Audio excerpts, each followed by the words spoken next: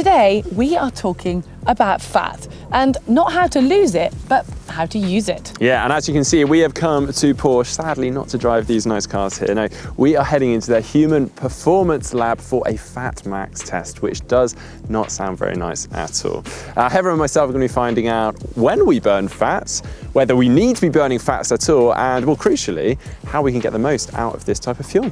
Yeah, and we're going to be getting the help of an expert nutritionist to help us analyse our fat data. And, well, I think, talking for myself at least, I know I've got enough fat for this experiment, so it's probably time we headed inside to find out more.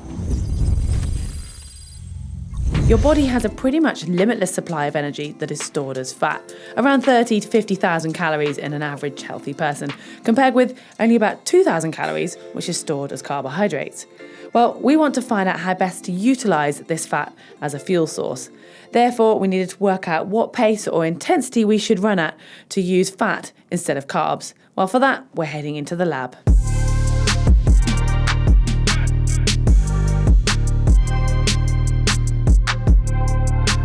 All right, Jack, I know we're going to be running today, but what exactly are we going to be doing and trying to determine our individual fat oxidation rates? Yeah, so today we're going to be looking at a fat max test, and that seeks to clarify two key variables.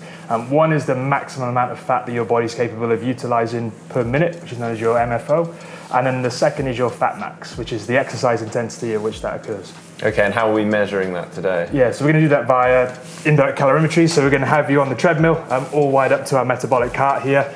We're looking at the gases that you're breathing in and out, the amounts of those and the ratios of those that tell us then about how much carbohydrate and fat you're using to quantify those numbers. Okay, and run me through the test a little bit because I'm a bit nervous about it. Yeah, so the test is a ramp test. So it involves 3-minute stages, progressing by 1 kilometre an hour from what is a very easy pace, because we want to look at your aerobic capacity initially, up to your maximal capacity. And that enables us to then look at your fat max as a proportion of your maximum, which is always an interesting thing to know as an endurance athlete.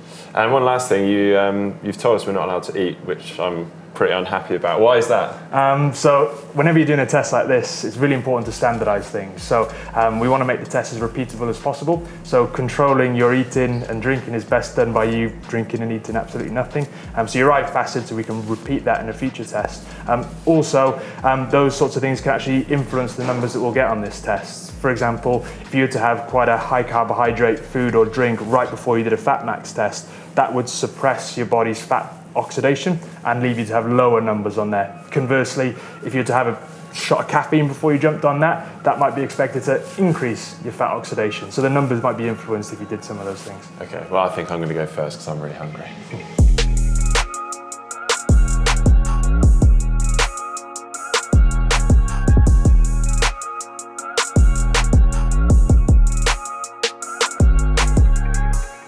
Well, whilst Mark is jogging away in the background, Jack, can you tell me a little bit about this test, how long he's going to take, do you think, on here? And have you got any initial reactions from the numbers that we've just seen already? Yeah, so Mark's quite a fit guy, so we'd expect this test maybe to last a little bit longer than a less fit guy.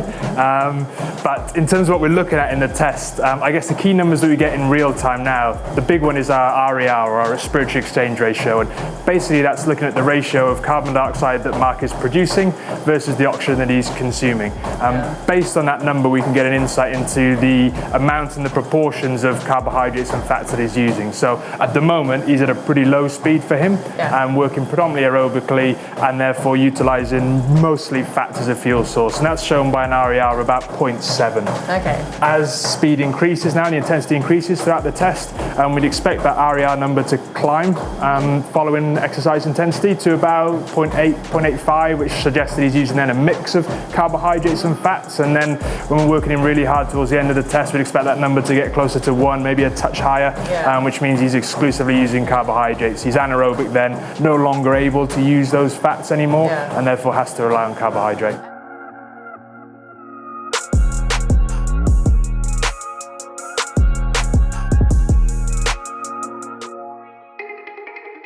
Yeah, you're done. Jump up on the side and done there. So that's 2.5.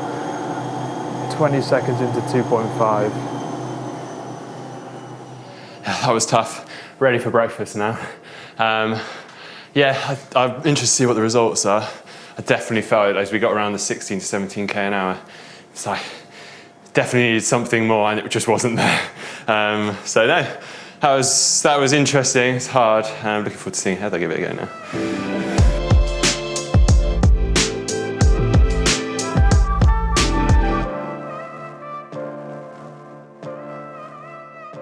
Well, we've managed to finish that and get some food in our bellies and take a little bit of a breath whilst Jack has been calculating numbers. So Jack, now's crunch time.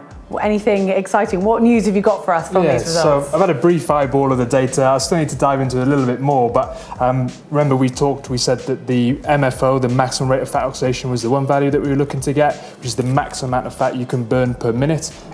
For you, Heather, that came out as about 0.78 grams per minute, and for you, Mark, about 0.83 grams per minute. Might not sound like much, but in athletes adhering to a regular diet, the top ranges tend to be about 1 gram, maybe just a touch higher than that. So in that sort of range, you're towards the upper end of that, which is always quite good. Okay. Then Surprised at that. Yeah, you are, yeah. The fat max was the second value that we were looking at, and that was the intensity at which that occurred. We were doing a running test, so in terms of speed, for you, Heather, that occurred about 12 kilometres an hour, or about 75% of your max. And Mark, that occurred for you about 14 kilometres an hour, or about 70% of your max. Okay, so what does, say, you're an Ironman athlete or an endurance athlete and you've watched this and you think, right, I want to teach my body to be able to burn more fat, then is there anything Mark and I could do if we were, I'm doing an ultra marathon, or if Mark was going to do anything longer, that we could do to try and increase either of those numbers? Yeah, sure. So I guess the two key things that you can do if you're looking to improve those numbers can be split into your training or exercise and your diet. Adhering to low carbohydrate, high fat diets has indeed been shown to improve these numbers in a test. So I mentioned that about 1 gram per minute is roughly the top end for people adhering to a normal diet. Those that stick to more of a high-fat diet over a period of maybe 3 to 4 weeks plus, you'd expect those numbers to maybe increase closer to 1.5 grams per minute, which might not sound like much again, but that's a big increase. The only issue with that fat adaptation is that a repeated finding in the literature is that when we become fat adapted, we potentially limit our ability to utilize carbohydrate. We've been talking a lot about fat here, but carbs are still very important for most endurance athletes in the majority of contexts. Carbohydrates are more important at those higher intensities, so any sort of sporting sort of competition that involves the need to go to higher intensities, and these are often the pivotal moments in a lot of endurance sports. It could be a key climb, a breakaway, a sprint.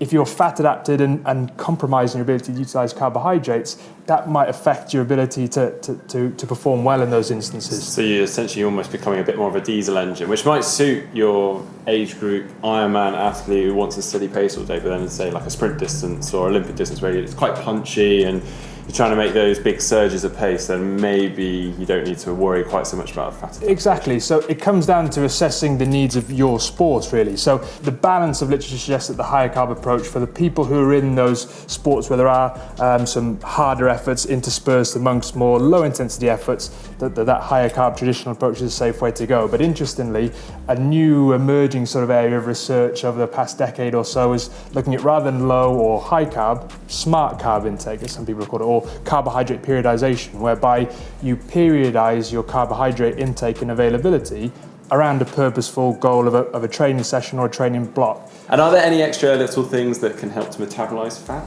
Yeah, so I think the main two things, as we said, are your training, making sure you're getting as fit as you can, and the adaptations that you get from endurance training will leave your body in the best state possible to metabolize not only fats but carbohydrates as well.